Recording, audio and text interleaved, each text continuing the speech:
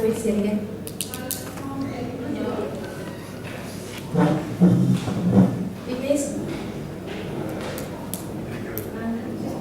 நம்மளுடைய ஆயுள் காலம் வெறும் ஒரு மூச்சு விடும் காலம் மட்டும்தான். எல்லாரும் யோசிக்கலாம், எப்படி இந்த ஒரு மூச்சு விடும் நேரம் மட்டும் நம்மளோட ஆயுள் காலம்னு சொல்லணும். நம்ம வாழும் ஒவ்வொரு கணமும் நம்ம வாழணும்.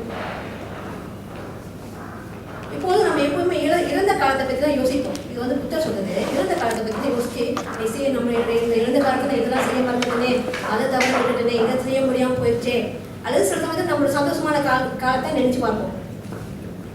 அதுவே இல்லைன்னு சொன்னா எதிர்காலத்தை பற்றி யோசிப்போம். எதிர்காலத்தில் நான் அப்படி வாழலாம், அரண்மனையில் வாழ்வேன், நல்லா சம்பாதிப்பேன், பெரிய வாகனம் போட்டுவேன் அப்படின்ற எதிர்காலத்தை எண்ணத்திலேயே வாழ்வாங்க. இந்த எதிர்காலத்திலையும் இறந்த காலத்திலையும் வாழும் மனிதன் நிகழ்காலத்தை வாழ மறந்து விடுறார். அதனால நாம் எல்லாருமே சந்தோஷமா நம்முடைய ஒவ்வொரு கணமும் வெற்றிகரமா அமையணும், சந்தோஷமா அமையணும்னு சொல்லி ஒவ்வொரு கணமும் நம்ம வாழணும். அதான் நம்மளுடைய வாழ்நாள் காலம். இது வந்து புத்தர் சொன்னது.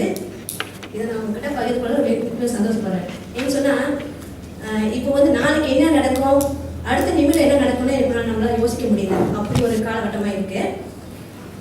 அதனால அடுத்தடுத்து யாரெல்லாம் திட்டு உரையை படிக்கணுமோ அவங்கள விரும்புன்னு ஒரு திட்டு உரையை படிச்சு முடிச்சுங்க. இதோட அன்பான வேண்டுகோள். அடுத்து உங்களுக்கு இன்றைய சொல்வேந்தரை நான் உங்களுக்கு அறிமுகப்படுத்த போறேன். இவங்க வந்து நல்லா கண்ணீர் குரலை கொண்டவங்க,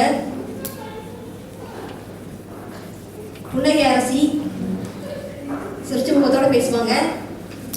அவர் தான் இன்றைய சொல்வேந்தர் தமிழ்ச்செல்வி.